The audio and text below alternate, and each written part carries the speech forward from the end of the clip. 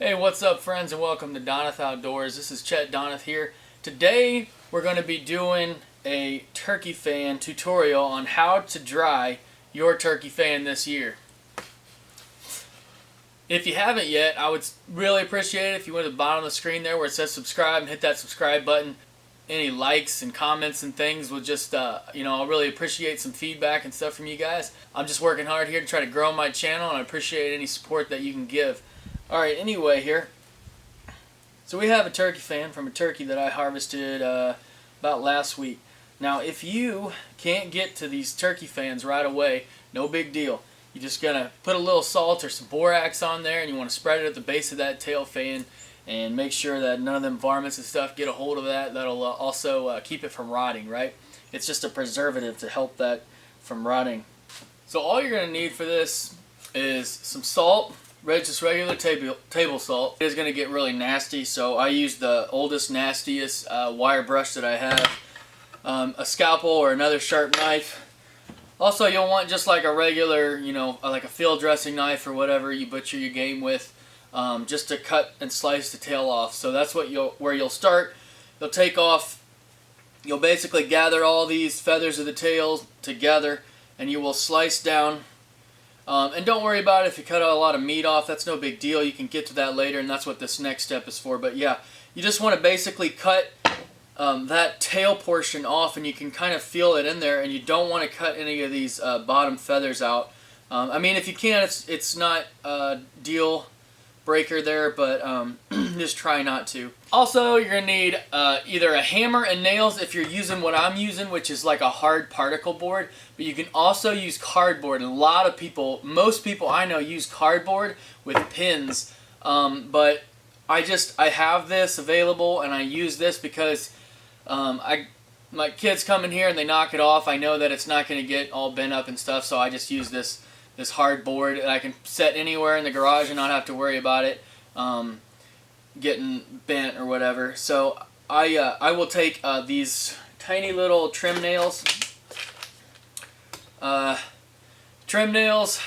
basically use them like I will the pins, but you can use pins and cardboard. It's absolutely your choice on that. So we'll get to that step next, but those are the items that you're going to need. So the first thing you're going to want to do is you're going to want to go between each and every single one of these feathers, and you're going to want to cut this fleshy part. You're going to want to cut all the way up to where it's not fleshy anymore. You're going to want to do that on the front and on the back.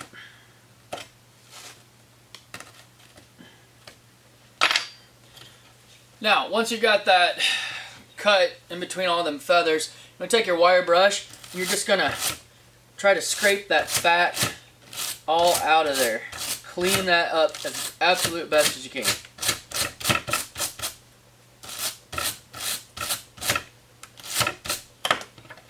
And you might have to go back and make a few more cuts, but you want to get all that fat and grease off of it. And you can even take this knife or another knife or something. If you got a large piece of fat like I do right here, large piece of actual flesh, you can just cut along there. Be careful not to cut into them feathers. And you can see I've exposed the flesh, or I've exposed the fat by cutting off that piece of flesh. So now I've got this fat here. And I always, you can always add a little bit more salt while you're doing this. Just keep everything nice and clean. You want to do your very best to keep that fat off of them feathers, because it is just a real pain to clean those off if you do get it on there. You can get it off, but it just takes a little while, so just gonna get all that fat off of there. And I have seen people take salt and, leave it like this and basically take salt and just let it preserve. And I know a lot of people have done that. I guess you can do that if you like, but I just think it's a little gross knowing that all that fat and stuff is still on there, all that grease.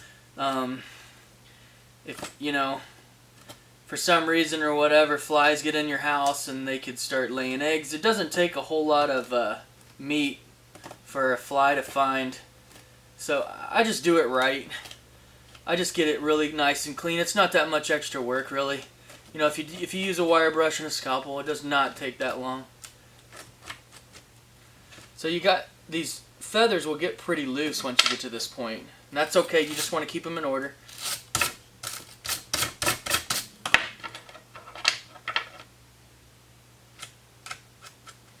So you're just going to take these and you're going to lay them out just how you want your fan.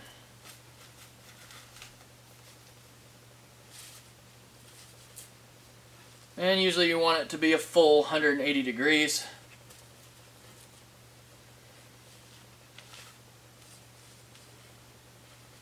Evenly spaced here.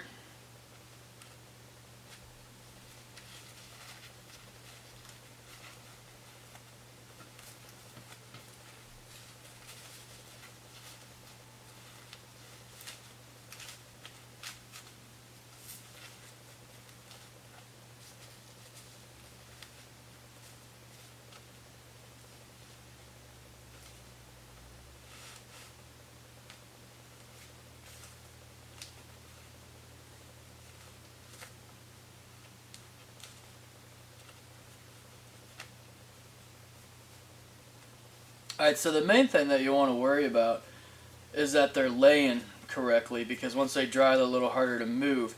If you got like feathers up here that are ruffled, that's no big deal. You can rearrange those later. You're basically trying to dry out the bottom here and get everything nice and dry and where you want it down there. No big deal though. Once you get everything perfectly how you want it, let's work on the lower feathers. Alright, now that I've got everything kind of lined up and stuff, I'm going to go ahead and I'm going to pin it down. So you would be using your pins and your cardboard, or like me, you're going to be putting your little trim nails in. Now you do not want to drive them through the feathers, okay? You're just going to want to drive it, you can down here, but you just want to drive it to hold the feathers in place. Like I said, that's super easy with pins.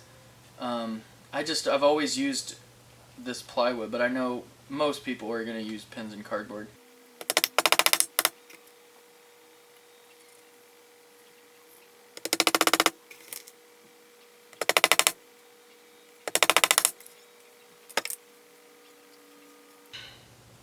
You don't have to worry too much, like up here at the top, pinning those.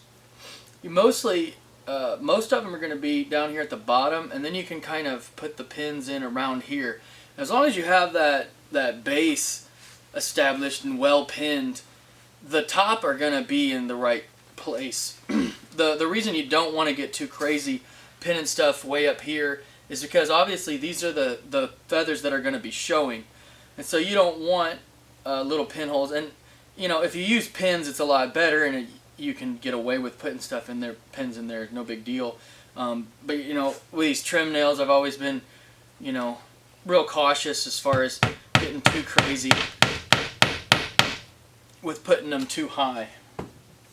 You can, and usually you're not going to have any problems, but you know, I don't like to live life on the edge, so.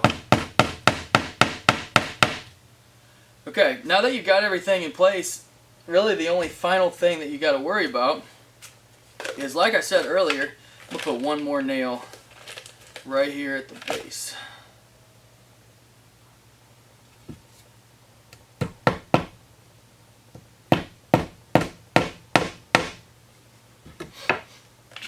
But once again, you got to make sure this base is just lots of salt.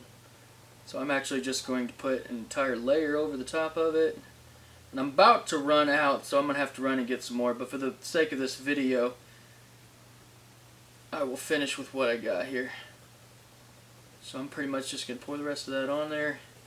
I said you cannot have enough, and you want to make sure you've worked it into the back as well. This is basically just keeping insects and all that stuff away. Usually these things are dry in about, about a week is really all you need. You can do it a lot faster. You can go ahead and mount it a lot faster. If you take, basically, it's a body putty for, like auto body repair, auto putty. If you go to like CarQuest or O'Reilly's or some, like, whatever you have as far as your, car parts and stuff, a car part store, automotive repair store, you can pretty much buy it from there. I'm not sure anywhere else would have it, but anyway, you can buy that and you mix it as per the directions, and then you're just going to basically paste that onto the base over the top of all this stuff, and it'll dry and it'll harden in a few minutes, and it's super hard, and then you can just take that and mount it. For my next video, I'm going to mount not only this, but I'm also going to show you how to mount it with the beard, and I'm not going to do it on a regular plaque that you buy. I want to show you guys how to make your own plaques so they are original. You can make your own shapes. You can use barnwood, you can use oak, you can use hickory, whatever you want to use. You can make your own. That way, you've made it all from scratch, basically. I just like doing things that way. I see a lot of great mounts and stuff, and they did a wonderful job, and then I'll see the same exact mount, and it's got like a picture of a turkey or something, and then I'll see another one, it's got the same picture of that turkey and stuff, and like, for me, I think it looks great on their wall, and if they're happy with it, they're happy with it. For me, on my wall, I want to have stuff where people look at it and they're like, I have not, seen that. Like the buck behind me, that plaque, is made out of barnwood siding and stuff from an old house that I tore down, or an old garage that I tore down, and so I remember that. Not only do I remember that hunt, but I remember, where I got that wood from, and for me, I think that's cool. So that's how I'm going to make this video, and that's how I'm going to show you how to make your own turkey plaque, your own turkey mount with fan and beard completely from scratch. Now, of course, if you make something like this and you want to use it for fanning, or you want to put it on a gobbler or something to make it more realistic, that's totally fine. You just want to make sure that you leave a fair amount of skin on there. You don't want any feathers detached, because obviously you don't want a whole bunch of feathers like you're holding a deck of cards while you're trying to mount it on a gobbler, or like a fake decoy, or fan it or whatever. I'm not going to get into the controversy behind that. I don't do it. I'm not even going to go into that on this video. But if you want to use a fan for that reason, you can use a live turkey fan, and you just want to make sure that you leave that skin. You want to get as much fat away, but you definitely want to leave a lot of that skin. And you can do it the same way, and when it comes off of this, it'll be dry and salted and all that stuff, but you'll still be able to it'll still be pliable, as long as you don't mount it to a board or something to make a display. You're going to be able to use that like you want to. So anyway, that's all there is to it. You're going to leave this to dry for a little while. Make sure you rub that sand in there nice and good, or that salt in there nice and good. And for my next video, like I said, I want to show you guys how to make the plaque and show you how to do the beard in a couple of ways. One, the beard can go underneath of the fan. Another way, you can take an old shotgun shell, and I'll show you how to do that, or how I do that in my next video. So make sure you subscribe, hit that subscribe button, hit the notification button so you don't miss it. Anyway, I appreciate you watching this video. Happy hunting to you, and take care.